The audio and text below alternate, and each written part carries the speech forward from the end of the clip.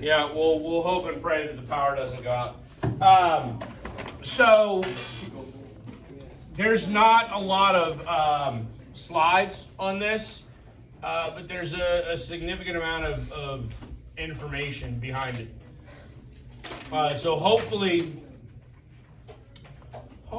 I've done a better job organizing this PowerPoint, although I don't have a lot of faith in myself. So let's get into it, shall we? Okay, I think we've talked about this concept already at least a little bit, right? So this goes back into or begins with stuff that we have already covered. All right, so we've already covered industrialization. We know that people are moving into cities. We know that they're now going to work in factories, right? And this is a significant shift in the general mentality of people, right? The old mentality of the people was that they were self-sufficient, they were working for themselves, they were very individualistic, right? Your successes and failures were based pretty much entirely upon yourself, your own work ethic, your own determination, right? Now, as we enter into a truly capitalistic system, and I need you to understand that look, I know we talked about this, and I told you that like the North was capitalistic all the way back in like revolutionary times, right? During colonial times. So there's some truth to that. There was industry in the North, there was business in the North. But they weren't capitalistic in the sense that we have reached at this point, right? Now we are in a truly like full-fledged capitalistic society, right? In which you have conflict, or you have issues between capital and labor, right? Because those are the two things that go into a capitalistic society, right? Capital simply means resources, right? Money, raw goods, things like that, factories, all of that would be capital. And then labor is the people that are working, yes? So what happens now is your work, you are now trading your work for a wage rather than working for your own sort of well-being. Okay? That drastically shifts motivations. Do we understand that? Well, it used to be survival. That's the thing. When you were doing it on your own, right? If you were lazy, let's just say for the sake of argument, you were lazy and you didn't feel like planting any crops this summer, right? What happened? You starved to death. You die, sucks to be you, right? So before capitalism, it really is individualistic, right? Your own successes, failures, well-being is based upon your work ethic, your desire to succeed, all of that.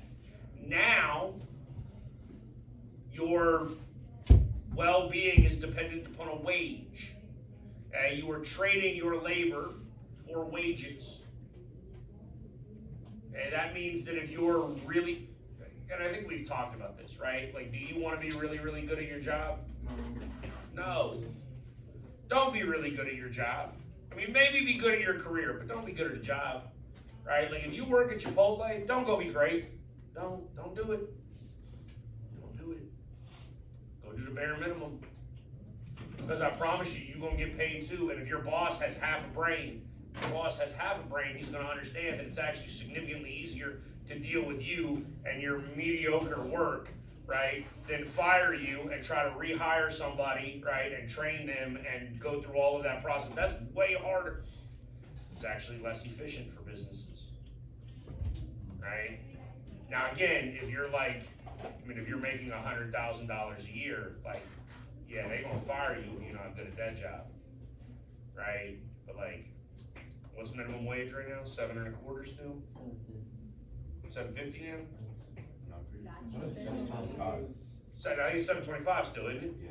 Dude, it hasn't gone up in like 15 years. Y'all realize that? Like it's been $7.25 for as long as I've been teaching.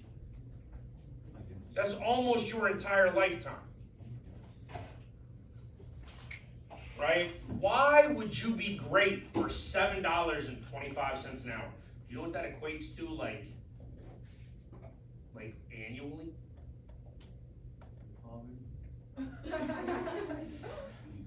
$14,500. How you living on $14,500? You're not, right? Okay, and the reality is we figure this out relatively early, right? Labor figures out relatively early, like why would I kill myself?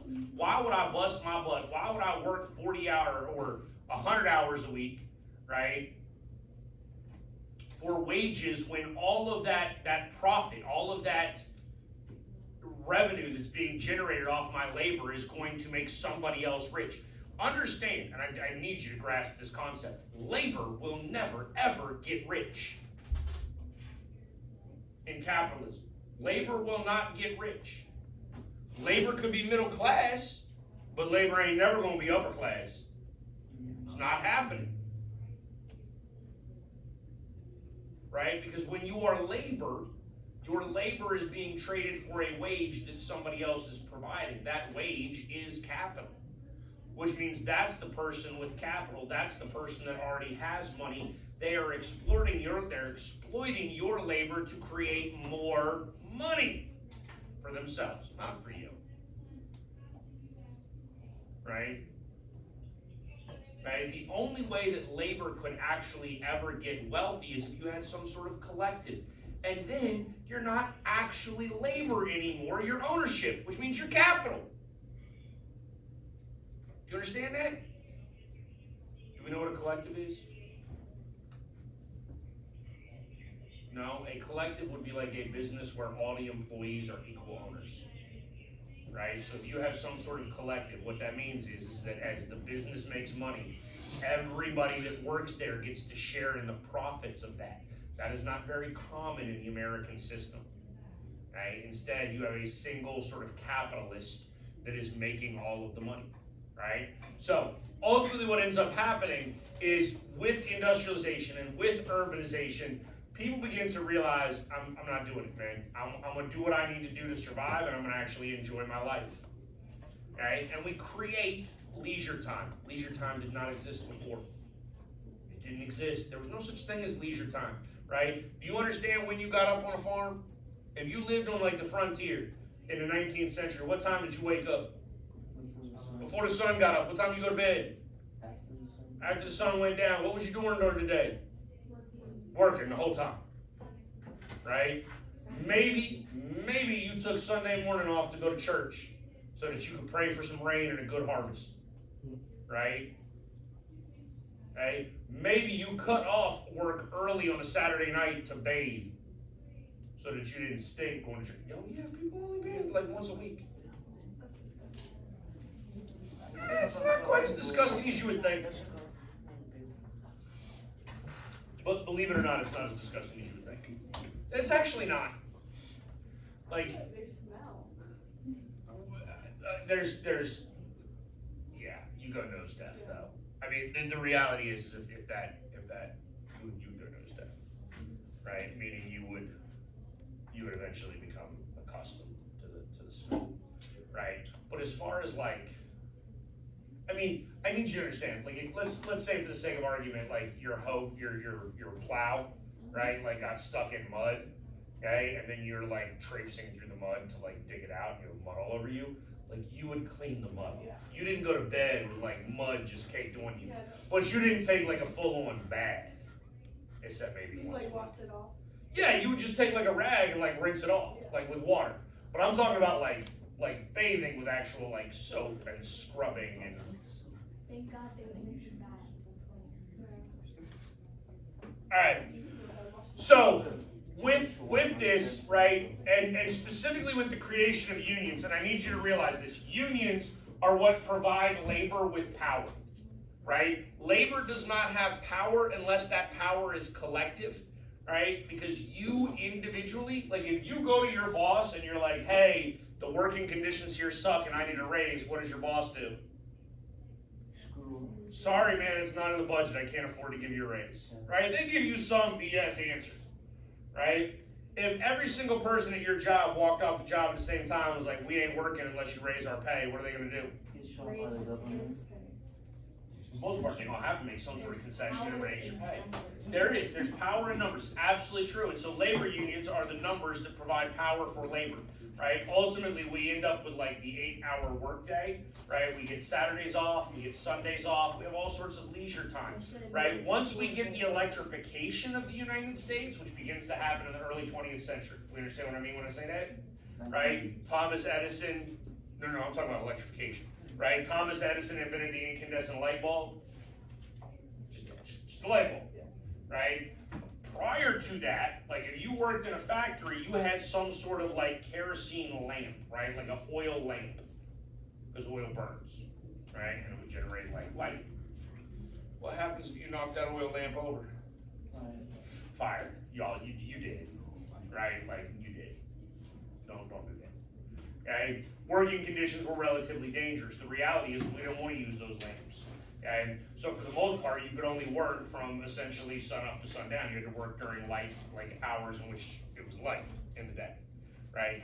Now with the electrification, we can actually go into shift work as well, which means you can have somebody starting like first shift. Do you know what that means? First shift, second shift, third shift in the United States today?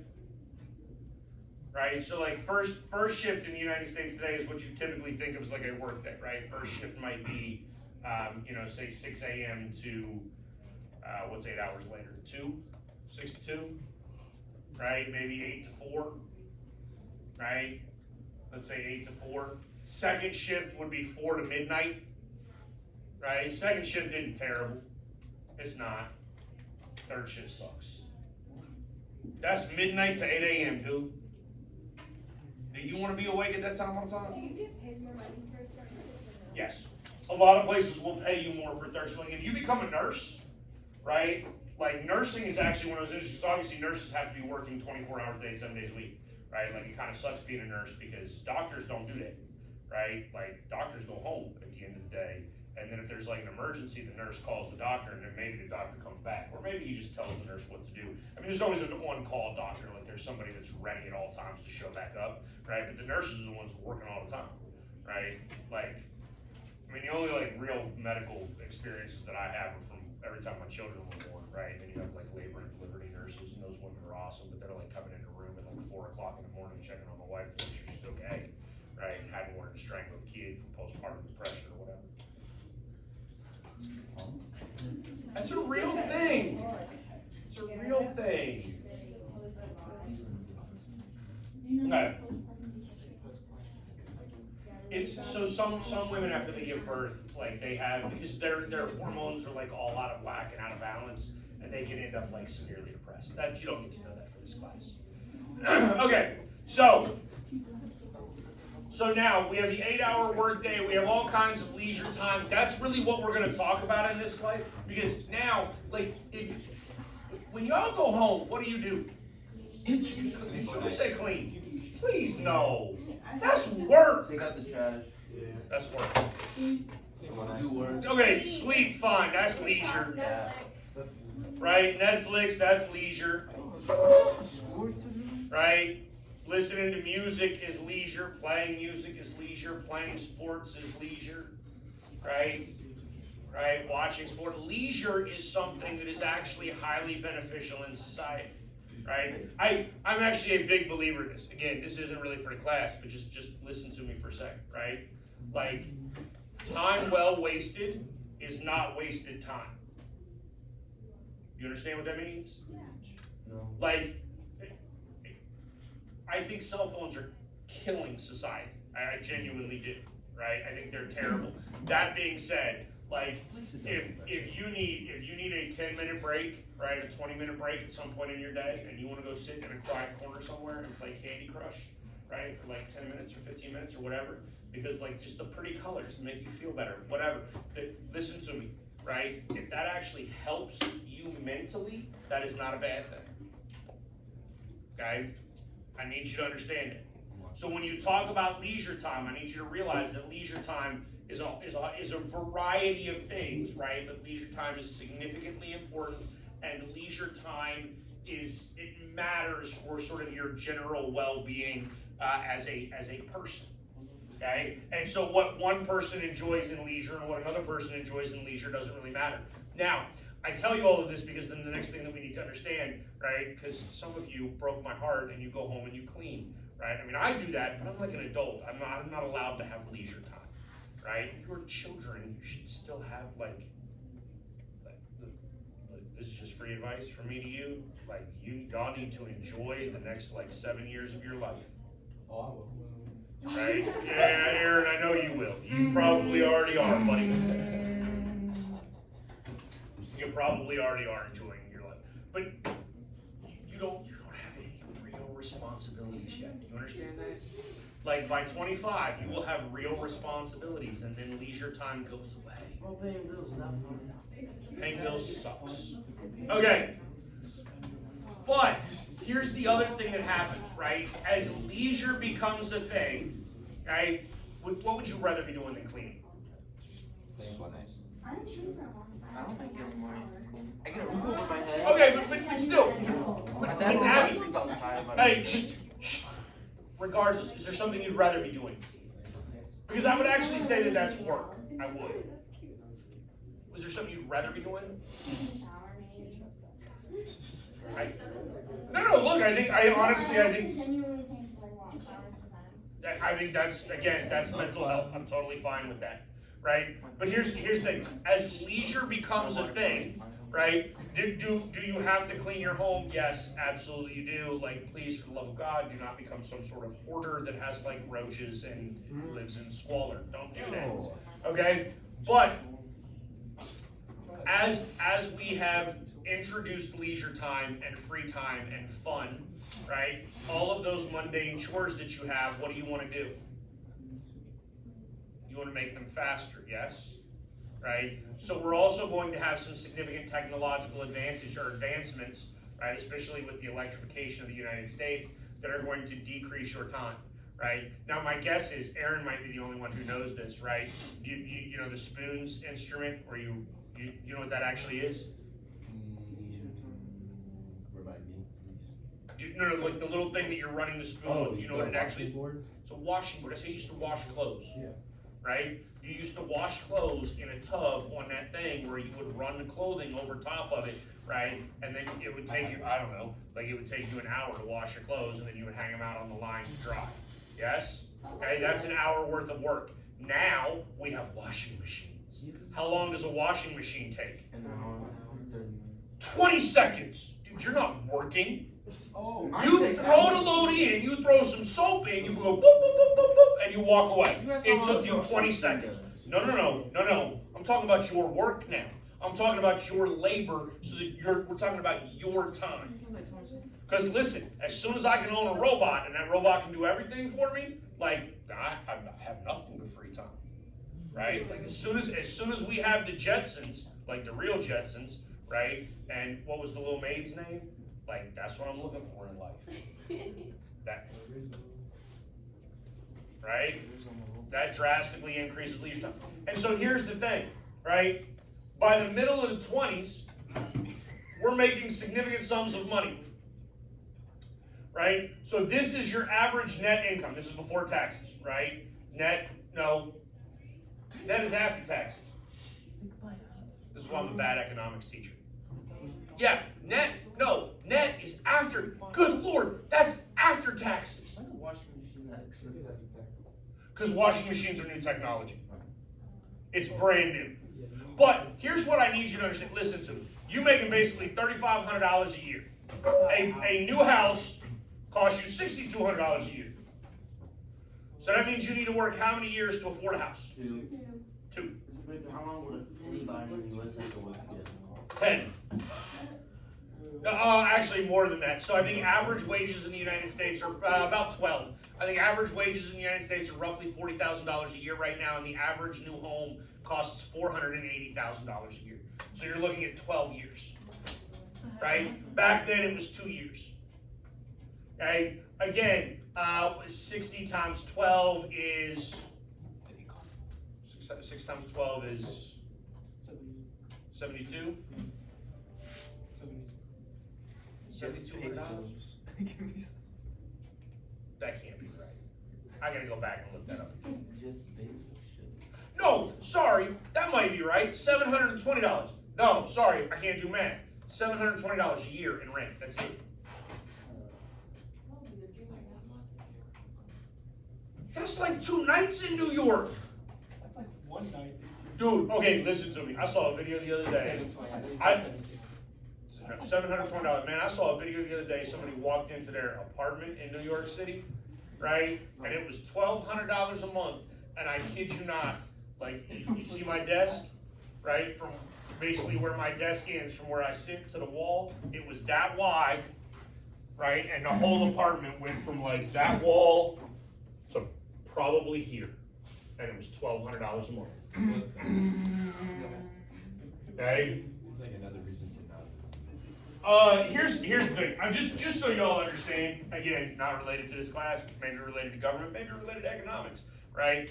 At this point, y'all ought to just be asking some serious questions about the general tomfoolery that's going on in the world, right? Because now you will have all kinds of banks that are going to look at you. They're going to look at Aaron and be like, "I'm sorry, sir, I cannot give you a mortgage." Right? I don't think that you can make a $1,400 mortgage payment every month, so I'm not going to give you a loan for a house. Meanwhile, Aaron's paying $2,100 a month in rent.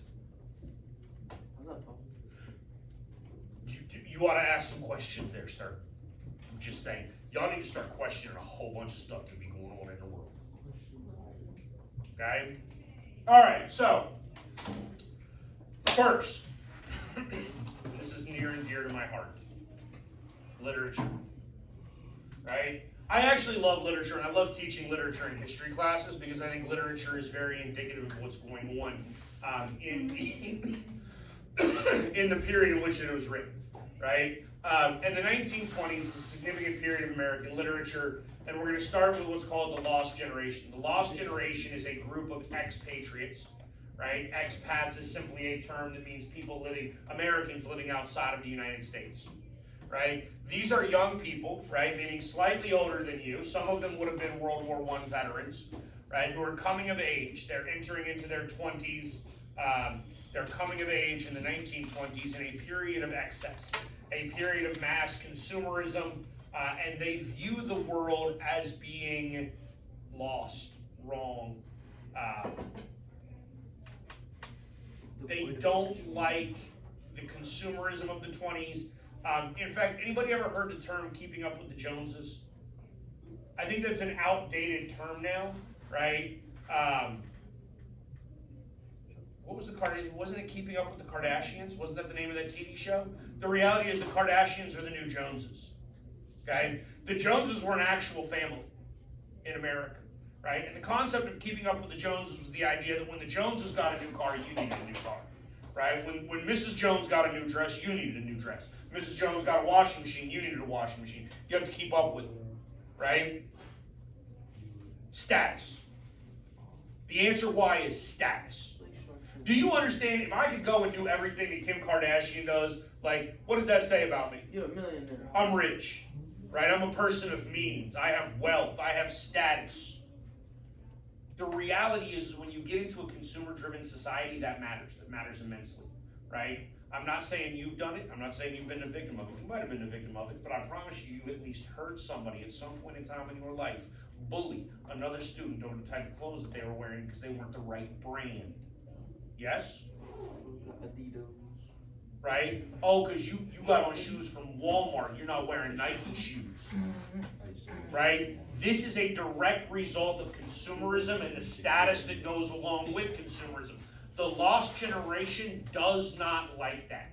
They view excess as being a plague on society. Consumerism is a plague on society.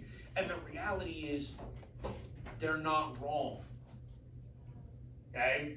I'm not telling you that consumerism is bad. I'm not telling you that capitalism is bad, right? But excessive consumerism and excessive concerns with status and wealth, right, will ultimately drive people to do all sorts of things that are detrimental.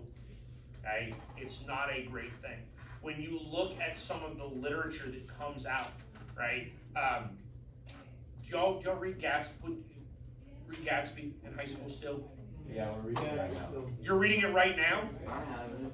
right? Are you in dual or AP? I'm an academic. You're in academic English, right? And you're reading Gatsby. Yeah, we just finished. Do you have a meme? What? Mr. Amin? Oh, yeah. That's your teacher? Yeah. Okay. Because he actually came over here and was trying to coordinate some of those books to U.S. history in order to make them fit. Yeah. Okay. So here's the thing. Gatsby is actually a really good example. If you've never read Gatsby, honestly, you probably should. Right? It's a pretty good book. It's a relatively easy read. On some level, it's more of a novella than an actual novel, right? Which is just a fancy way of saying a short novel, right? You remember how long it is? 180 pages, right? Okay. Whereas you look at some novels that are 400, 500 pages long. I mean, good Lord, I'm reading Harry Potter to my daughter right now. Some of the books are 700 pages, right? Okay, so Gatsby is, if you actually understand the story, right, it's all about the sort of ills of the 1920s, right? People are unhappy. They're trying to escape their general unhappiness with booze and parties and surrounding themselves with other people. When the reality is everybody that's just going together, they're all pretending to be happy at these parties, and in reality, they're all miserable. Right? T.S. Eliot, right, is another one of our lost generation writers who wrote a poem called The Wasteland. Right? In fact, we'll do this because when I test you, right? Hemingway, Gertrude Stein, F. Scott Fitzgerald, and T.S. Eliot are probably the three people that I would be willing to test you on, right? 4 people, I can't count, my bad. 4 people I'd be willing to test you on, okay? These are 4 of the lost generation writers, okay? The term lost generation actually comes out of, I believe it was Hemingway's The Sun Also Rises, okay? But it was a term that he stole from Gertrude Stein. And I say stole, they were all friends, right? They all lived in Paris. That's where the expats lived, because Paris was the authentic place, right? Paris was real. Ironically, Paris in the 1920s was also sort of in shambles, right? It had been destroyed, or it had been, maybe not destroyed, right? But obviously there was a lot of destruction that had occurred in Paris as a result of World War I. Okay, and so they're living through this rebuild and whatnot. So they're coming of age again in the 1920s. They don't like the consumerism. When we talk about the politics of the 1920s, we remember that we talked about Warren Harding a week and a half ago and his return to normalcy. Right? We're done with the war. We want to get back to the way things always were in America. Okay? For a lot of these people, they don't think that you can't return. Right? And that's a wonderful existential question that you can ask yourself and you can debate amongst your friends. Right? Can you actually get back to the way things used to be? Right? Y'all lived through COVID, right? And the term that they kept getting thrown around during COVID, the new normal, right? It was a term that was thrown around over and over and over again, right? Because once you had massive, drastic changes within society and culture, it's really, really hard to revert to how things used to be. In fact, we talk about this over and over again, right? We talk about all these progressive movements and then some sort of nativist drawl, right? Some sort of conservative resurgence, right? Because there are people in society that are like, oh, look at all this progress, it's great. And then there are immediately other people that are like, it's ruining America, it's ruining the world, it's ruining people, it's ruining this, whatever, right? Okay? They don't want progress. They want things to remain the same. They prefer the status quo. Okay? Again, you look at somebody like Hemingway. Hemingway was actually in World War I. Right? Hemingway volunteered in World War I as an ambulance driver for the Italian military. Right? That means that Hemingway was like near the front lines, evacuating people that were injured, providing medical care for people. Like, he saw some of the worst of the war. Right? Like, he would have seen people that were gassed, right? That have been exposed to mustard gas. He would have seen people that have been shot with machine guns, right? And machine guns are significantly higher caliber bullets than like your regular rifle, right? If you don't know what that means, all that means is we're talking about like the size of the bullet, right? Obviously, the bigger the bullet, the bigger the hole it leaves, right? So for a lot of them, right there, you can't, at that point, World War I becomes this drastic shift. We now know, we understand, we see just how atrocious people are, just how capable people are of atrocities, right? Their willingness to kill masses of other human beings with relative simplicity, ease, right? For a lot of them, it's not hard. It's not hard to pull a trigger and kill another human being.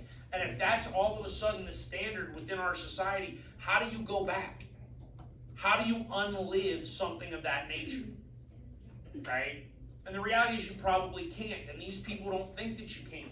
They don't think that there is a normalcy that you can return to. The post-war era has changed everything for them, right? Eliot's The Wasteland is basically these are social commentaries, right, about the terrible nature of things, the terrible nature of society and culture, right? Now, this will continue, and for the most part, we're going to talk predominantly about the 1920s, but this continues into the 1930s, right? And we get people like John Steinbeck, who writes Grapes of Wrath and Of Mice and Men, which are his two famous novels, right? The Grapes of Wrath is a Dust Bowl novel. It is a look at actual events within the United States, right? Paired through obviously fictitious characters, right? But you can read Grapes of Wrath and understand the history of the Dust Bowl through a fictitious character. The same way you can read Great Gatsby and you understand who Jay Gatsby was and how Jay Gatsby is indicative of typical men in the 1920s, right? Okay, how Daisy, what was Daisy's last name? I don't remember Daisy's last name. Buchanan, that's right. Right? Daisy Buchanan is a woman of the 1920s. And granted, these are fictitious characters, right? They're not real, but they do provide a glimpse into the reality that individuals would have gone into at that time. Right? So there's a social commentary to this. Right? We're going to talk about the problems within society, right? The problems that we have created as a result of how we have lived, how we've behaved, and the negative aspects that that's created. Right? So Steinbeck is fair game on your test, right? And he's really in the 90s. I will tell you Richard Wright is fair game on your test as well. Richard Wright probably should have been thrown into the Harlem Renaissance. And there's some slides on the Harlem Renaissance at the end of this, except Richard Wright is not in Harlem. Okay, but Richard Wright is an African-American author who writes a book called Native Son that is very much a social commentary about race relations, right? How race factors into daily life, right? The sort of double standards that you see racially in society today. And if memory serves, I think it's Chicago where that book takes place, right? Which is obviously a part of the Great Migration, all right? So this brings us to really, we probably ought to cover the radio first, right? So the radio is a technological invention, right? And by the way, do we know where a lot of technological advancement comes from? When you say the man, what do you mean? The man. People want it. Oh, demand. No. Do you demand a flying car? I would demand teleportation right now, right? I hate traffic. Hate it with a passion. I would love to just be able to walk out of my house and teleport directly here, right? Don't have to worry about like anything anymore. Yeah? Not a thing. I'm demanding it. Lots of people would demand it. We demand flying cars. We've demanded all sorts of things that we don't have. It ain't demand, right? Because demand can only exist if the innovation has already occurred, right? That means that you have to have some sort of advancement intellectually, right? All of you demand the internet. Yes? Where did the internet come from? California. No matter what Al Gore tells you, he did not invent it. Didn't happen. Right? Al Gore's a failed presidential candidate who actually did claim to have invented the internet. He did not invent the internet.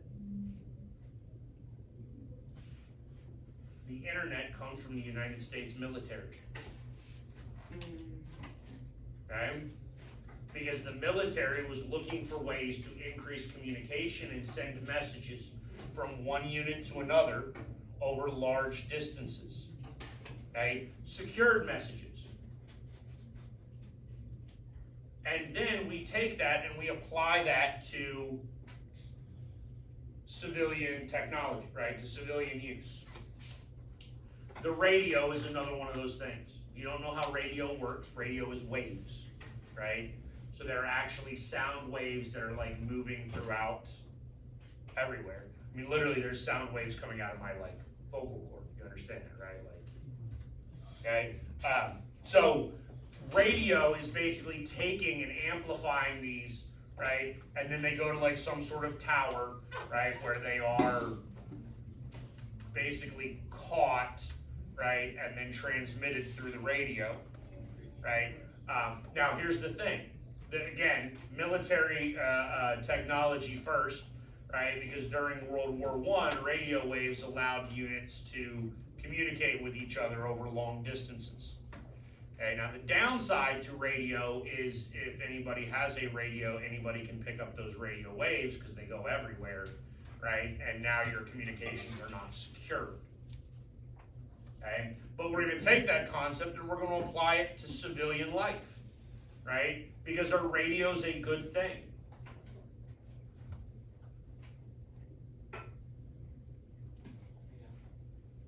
So if it's 1920 and all of a sudden you have a radio for the first time, what does that afford you the opportunity to do? Listen to what, though, specifically? News. That's actually the first thing that really matters, right? The first thing that really matters is the radio provides you with significant amounts of information, right? Because in order for you to get the news prior to the radio, where did you get your news from? A newspaper, right? How often did the newspaper come? Depends. Maybe every week if you're in more rural areas, maybe every day if you're in like New York City, right? And you're paying for it. Okay? By the way, you got to pay for it. Yes? Right? I buy a radio one time. Do I have to continue to pay for the radio? No. Once I own it, it's mine. Right? So now I have access to all of that information. I don't have to continue to pay for it over and over and over again. Okay? So first and foremost, radio is going to provide us an opportunity to be more educated, to be more well-informed. Okay? And this is significant. It matters. It matters immensely to the general well-being of our democracy. Right? This country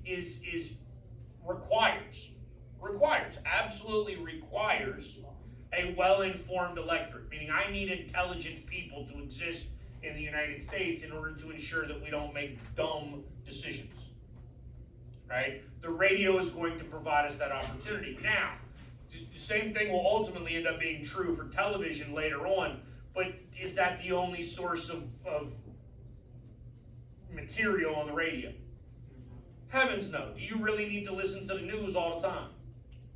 No. Right? And you'll actually learn next year in my government class, you take my government class, like, don't. I will tell you to watch the news. And then I will also tell you, stop watching the news.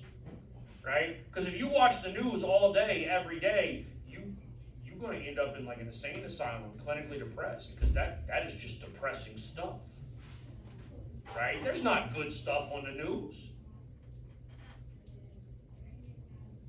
Right? So now with the radio, we can also use the radio for leisure. Right? And the two things that become significant in that is music, obviously, because that should make sense to you, and then sports. Right? Specifically, as far as the sports goes, specifically baseball and boxing. Okay? Those are going to be two of the large predominant sports that occur during this period of time. Right? And we'll talk about sports here in a minute. Right? The next thing that we create, right, is the phonograph and then the gramophone, and that's really what this is. Have y'all ever seen this image before? Yes? Right? So this is basically like the world's first record player, right? And eventually this is where like records come from, right? And we have these vinyl records, like the old school records, which hardcore musicians will still tell you to this day sound way better than anything else. Right? I don't know if that's true or not, or if that's just posturing. I don't have a musical bone in my body, so I have no idea. I couldn't carry a tune in a bucket, dude. Like, it ain't happening. Right?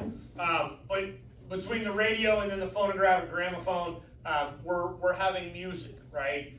You now have access to listening to music in order to dance or relax or whatever, right? This coincides obviously with the jazz age, right? And jazz becomes our predominant form of music in the 1920s, right? Jazz bands are usually big bands that have a large number of instruments accompanying them, right? So pianos, guitar, maybe not guitars, but like a, what is it, the stand-up bass, right? What? There's guitars as well. I'm not sure there were then. Then? I don't think there were then. Right? I I don't- Yeah, now there is. I mean, now the guitar is probably the most prominent musical instrument. I don't think in the 1920s that was definitely not true. I don't know if there were guitars or not. I'd have to go look that up. But they certainly were not the prominent instrument. Yeah.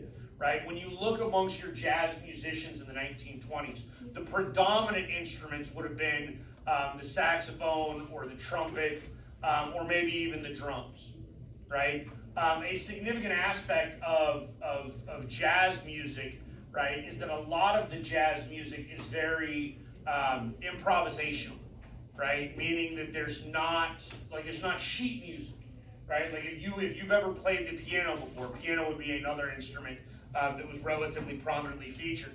Right? If you've ever played the piano, if your mom set you through piano lessons when you were like a small child, right? You have like the little book there. Did you have to do that? Are you having like flashbacks? Right? Okay. But you had the little book there that it's called sheet music, right? And it's telling you like you play C and then A minor and then I don't know. Again, I don't know anything about music, right? But you're playing a whole bunch of different notes that it's telling you to play in order to create some sort of melody. But the reality is somebody else has done all of that for you. Somebody else has composed that, right? When you look at like classical music, which exists before jazz, right? Like classical music it's called classical for a reason. It had already existed, right? You have operas, you have composers who are creating sheet music that is very detailed and nuanced and like that, the strings come up at this time and the brass, it's very structured and organized. Jazz is not. Right? Jazz is not structured or organized at all. Right? So you have significant solos, right? People that are, especially if they were the leader of that band or whatever instrument that they're on, like they might just go off. You could go to the same concert 3, 4, 5 nights in a row. You wouldn't see the same show. Right? It's so improvisational that you would have been able to be exposed to something different every single time. Right? Now, a lot of jazz music comes out of like African culture, right? In fact, just so you understand, pretty much all music in America, country music, I don't care what it is, pretty much all music is owed to black people in this country, right? I guess classical music, if you're into classical music, not from black people. Right? Otherwise, it's all African American roots. It's all African American inspired. That's the word I was looking for. Right? And jazz will actually end up becoming mainstream. And again, it started as more of a black culture thing. Right? When we get to the Harlem Renaissance, you'll sort of see. That the Harlem Renaissance and black culture created in the Harlem Renaissance is ultimately going to become. Abigail, wait. ultimately going to become, I mean, for lack of a better term, whitened up, right? Like, white people are going to begin to take part in jazz and jazz shows. And it's going to become far more mainstream than what it was initially, where it was just a part of black culture within the United States at that time, right? Jazz also provides some freedom and opportunity, right? One, for minorities, right? Like black musicians, black artists are actually capable of sustaining themselves, right? I mean, art is generally a very hard way to make a living in the first place, right? The number of like professional artists that exist in the world is relatively high, right? The number that make any money is incredibly low, right? Most of them sort of barely get by. Okay? And obviously we're talking about the 1920s, a period of time in American history where sort of race and segregation still matter immensely. There's significantly less opportunity for minority peoples in the United States. And yet here we have an opportunity for some of these guys and women, right, to create substantial lives for themselves, right? To actually have a little bit of economic opportunity, a little bit of economic freedom because of jazz and jazz music, right? This brings us to the movie theater, right? This is the next big technological advancement as it pertains to leisure. Okay, so the first thing I want you to understand, there's something called minstrel shows, right? And these were traveling shows that existed in like the late 19th century, right? So late 1800s. Okay, y'all know what blackface is? Yes? That's where this comes from. That's where that comes from, right? Blackface comes from minstrel shows, right? This is like a traveling group of actors that puts on shows, and it's all white men. It's actually all white men, right? So drag would have been a thing too, because obviously they have to portray women from time to time, right? But women can't just travel the countryside because that's unladylike and not safe. Okay. By 1900, the oh, by the way, that's actually the Jazz Singer's actually a movie, but there's him in blackface, right? Okay. Actually, we'll stop there. I'm all right with that. What slide am I on? What? 8 out of 15.